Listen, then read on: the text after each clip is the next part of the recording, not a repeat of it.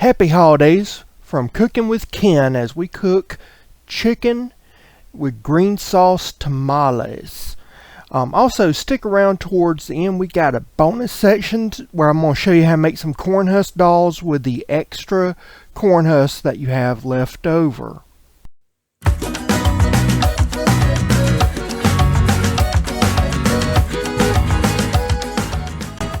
No matter who does the recipe, all tamales are labor intensive. So what I recommend you do is do this over the course of several days, the different components. So the first part of our tamale recipe, you need to get some chicken. I'm using 3 split chicken breasts and a thigh. You can use whatever you wish. If you want to use a rotisserie chicken, that's totally fine, and season up the chicken however you like. Now I went with a seasoning blend called Saison Tropical. It's just basically a adobo seasoning with yellow food coloring. I did that because I want the yellow to help enhance the sauce, since the sauce is going to be the only flavoring in tamale that we have plus the chicken. So you want, since tamales generally are not served with the sauce, I wanted a lot of seasoning there. And to help with the chicken having some extra flavor besides Saison Tropical, I am smoking it, and then I'm going to grill it off, and then I'm going to boil it to break it up. And I am using a type of wood to start this process called Chinese tallow wood. It's also known as popcorn tree. It's an invasive tree here in Florida.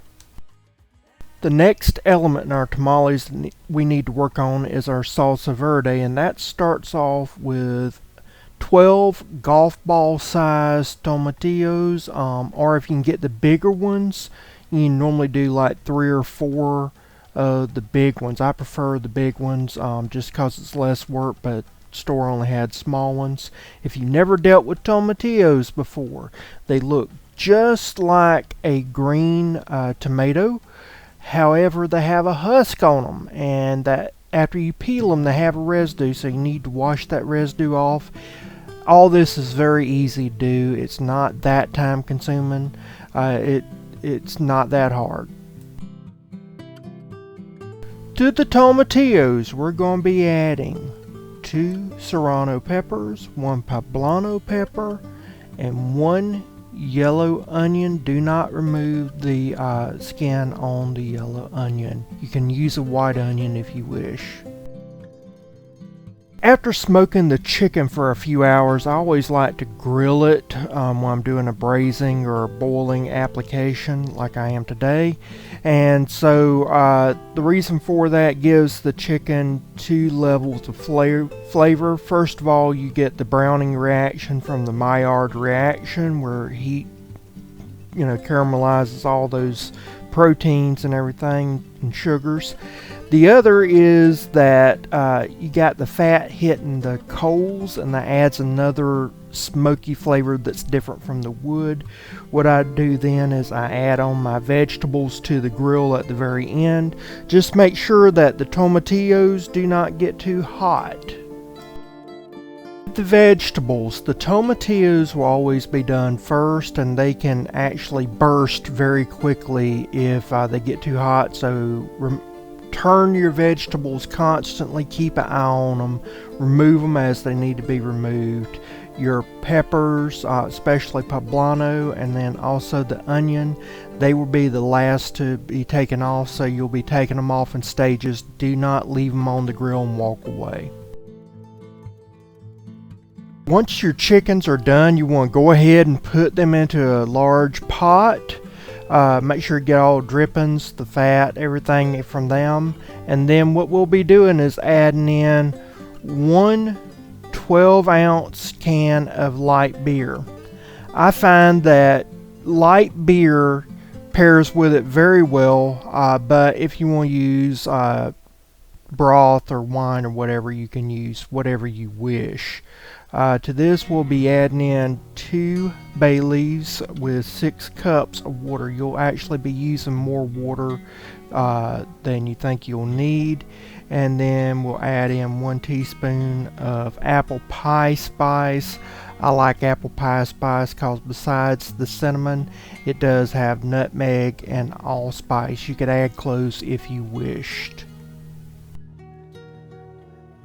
You always want your vegetables cool down a little bit. You'll notice that the onion, the outer peel, has peeled away, but that part will still be fibrous. As it cooks down, it gets a little bit more fibrous, so we'll peel that. You'll also notice that skin is coming loose from the poblano. We'll peel that off. You don't want that in there. It's a little bit too fibrous in the final product. The peelings are also coming off tomatillos, but we're going to leave them like they are. Also same thing for the serranos, and I'll show you next step. After peeling the poblano, I'll just take and pull stem out of it. I'll leave some of the seeds in there. I'm not too worried about that. I do kind of like things a little spicy. I'll also do same thing with the serranos. So what I'll do with serranos is I just take the stems off of it and leave them like that. From here we'll peel and cut the onion and into half, and then we'll add in 5 garlic cloves. Then we'll use the zest and juice of 2 limes before we adjust for salt. Then we'll add in 12 ounces of light beer. You can use any liquid that you like, but I find that light beer works very well for this application. Now that our stock is boiling really good, what I'll do is I'll adjust for seasoning, making sure that it needs the right amount of salt and everything is properly in balance before taking my ladle, and my ladle is a half cup. That's the size of it. And so I'll take out 1 cup of the broth and add it to our salsa verde mix.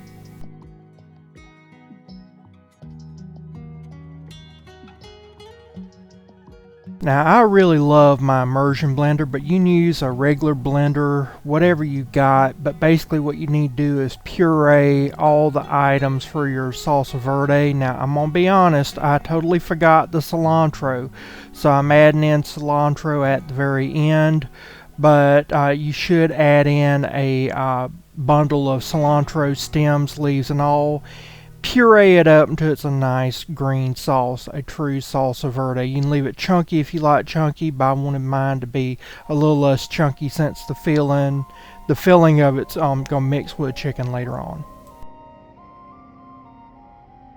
Once the chicken is done, you'll need to go ahead and start pulling it, put it onto a tray so that it can be cooling, and reserve that stock because you'll need that stock later on as well.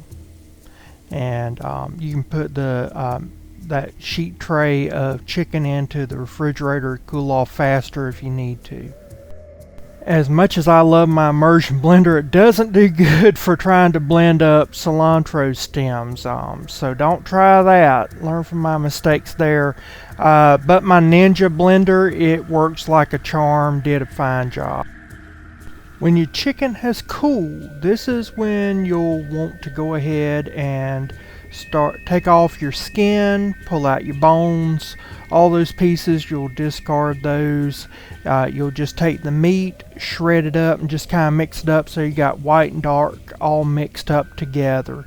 And then from there we will add in our green sauce or salsa verde, and mix that up in there and just keep stirring that.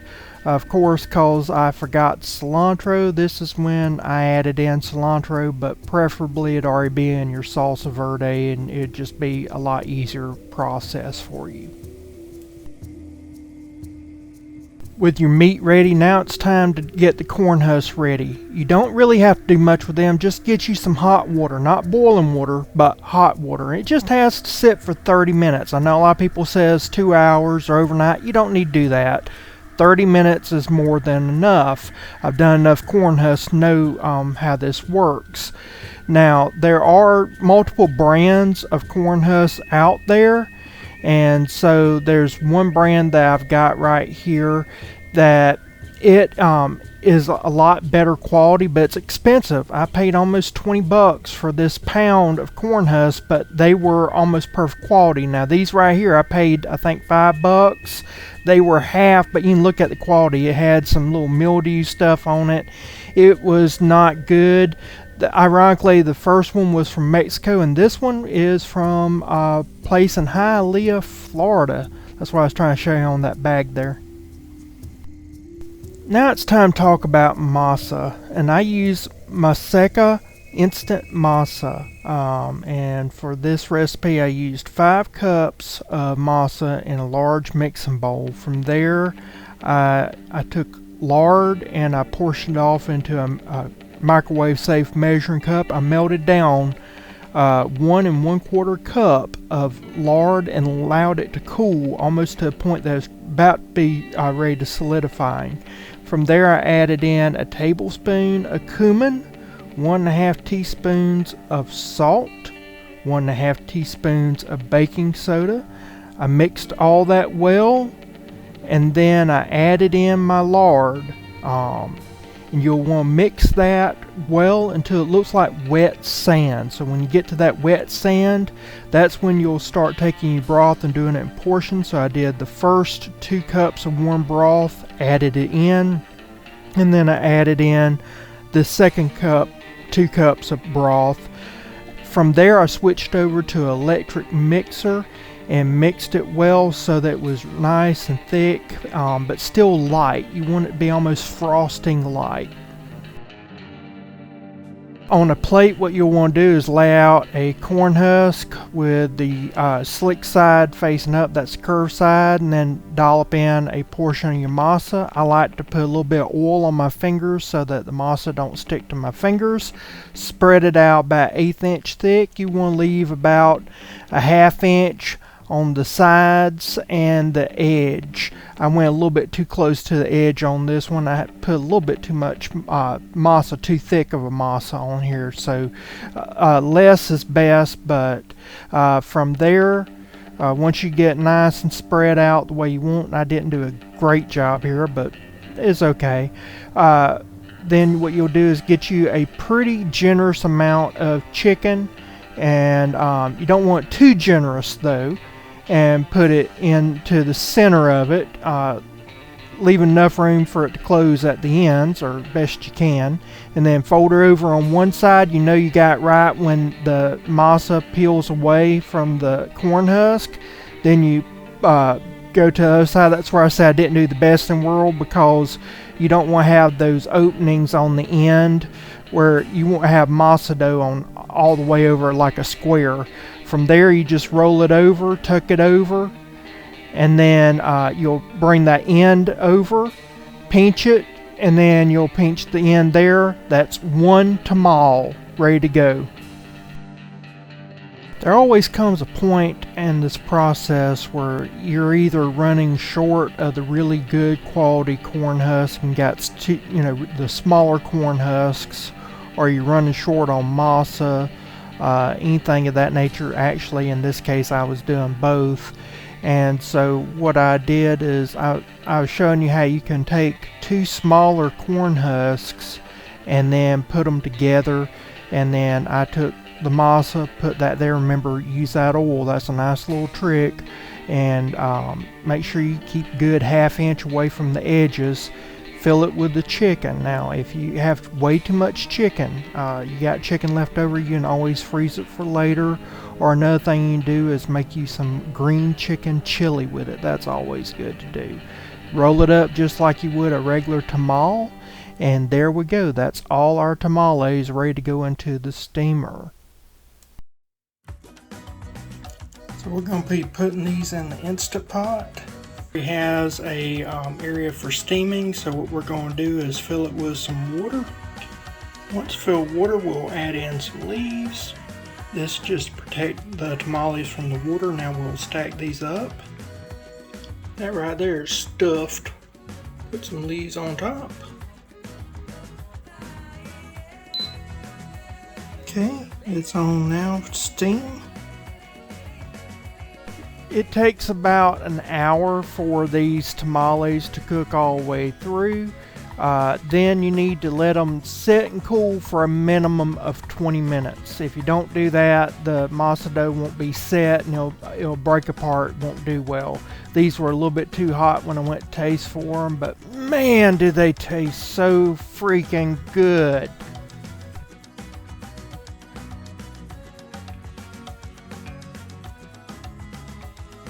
Usually when I have leftover tamales, I'll just microwave them next day or whatever. I find that they break a little bit, but other than that, they're totally fine.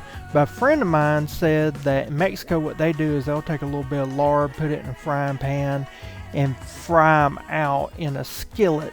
I find that does give a nice little bit of crunch, which is kind of interesting, but it does dry them out so you get a drier tamale the next day than what you have from the microwave process.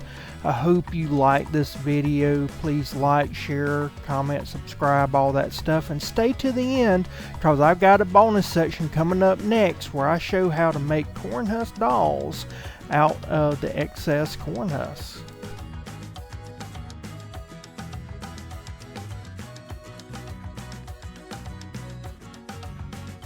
So the first step in doing all this, you need to get some short or broken corn husk and get about 6 pieces. So what we're going to be doing is making the head. And so I've got about 6 pieces. You can split some corn husk if you need them to. You don't need them to be too thick. I like to tap that bottom because we're going to do, and remember it's wet, so don't work on anywhere you don't want it to be wet. And then get that bottom lined up, and then I took 2 fingers to measure it, but I've got thick fingers. I probably should have done 1.5 fingers. And then you wrap real tight 2 or 3 times. I mean, this is critically important. You'll find out in just a minute why. But after you pull extremely tight on this, then you want to tie 2-3 good knots. I did 2 good knots here because I did an extra wrap.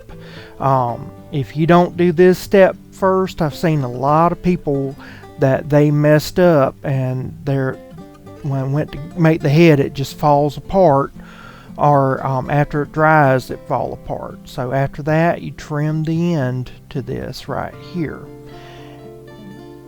There we go. Now we come to the next step. This is where a lot of people freak out. So there's no real easy way of doing this where you can plan it out ahead of time. All you're doing is folding the little husks over your knot here. And so sometimes they open up, sometimes they split, and people freak out. I'm about to have a split here. You can see it just split. Don't freak out. It's nothing. You make it look like it's normal, or you have a little character mark. All you're trying to do now is just make sure that every part of that knot that you're covering up, that little bundle knot, that you're covering that up. And so you're just trying to form that head best you can. No matter how you do it, they'll all look fine. Don't worry about it. And so once you've done that, find the end of your bundle under those wraps, and right there I had to cover that part up. And then once you've found it, you need to press with your thumb, hold it in place, know where you're at, and grab some I'm using raffia. You can use twine, you can use pieces of corn shucks, but I like raffia. So again, 2 or 3 good times. I did 3, I think, here, or 4. And then tie good 2 knots, if not 3 knots. This isn't as important as the first time, but it is still critically important. And then you trim this up, and that's it.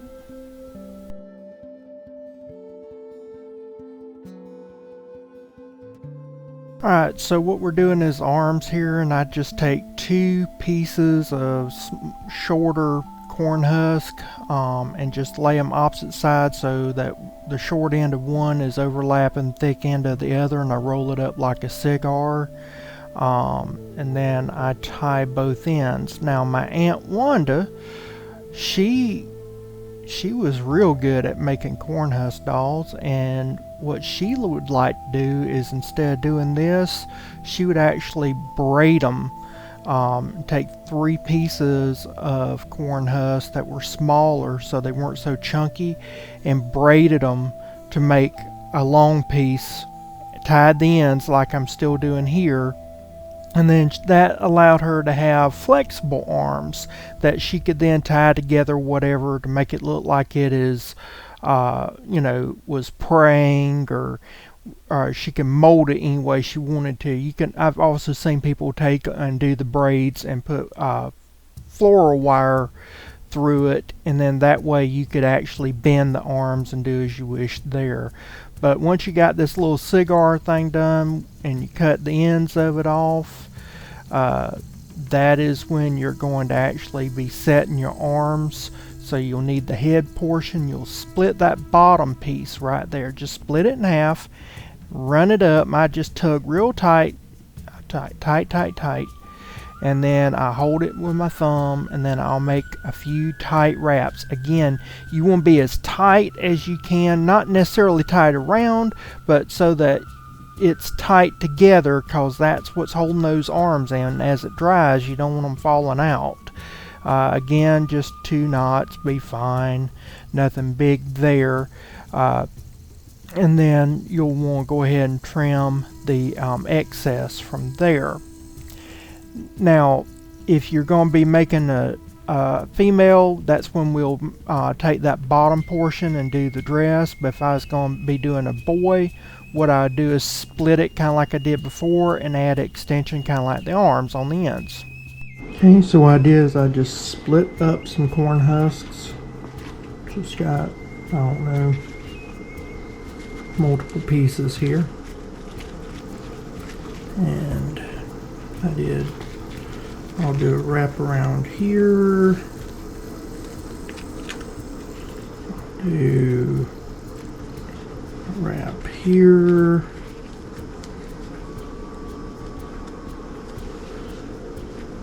Do a wrap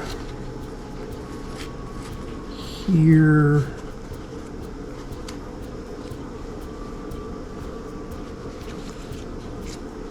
Wrap there.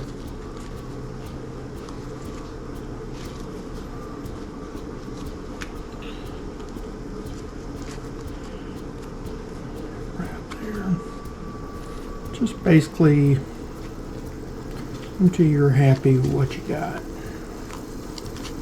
I think that's pretty good. Now we'll take this right here and wrap good 2 or 3 times. Tight, tight, tight.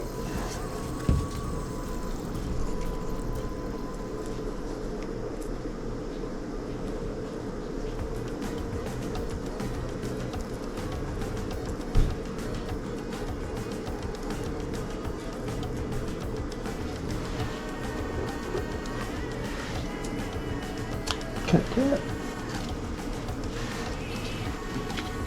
And we'll take this, fold it. This will go like that.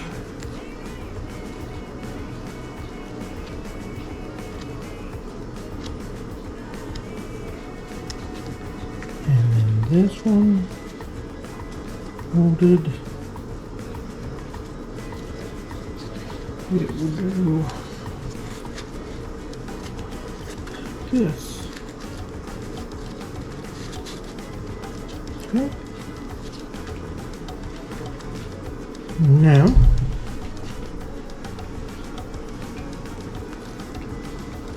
go right here, wrap around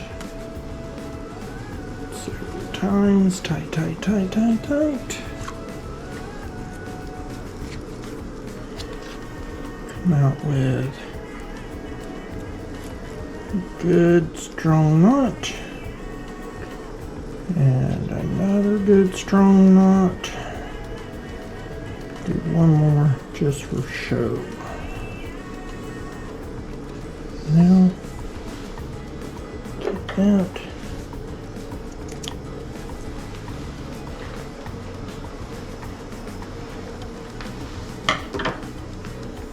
There you go.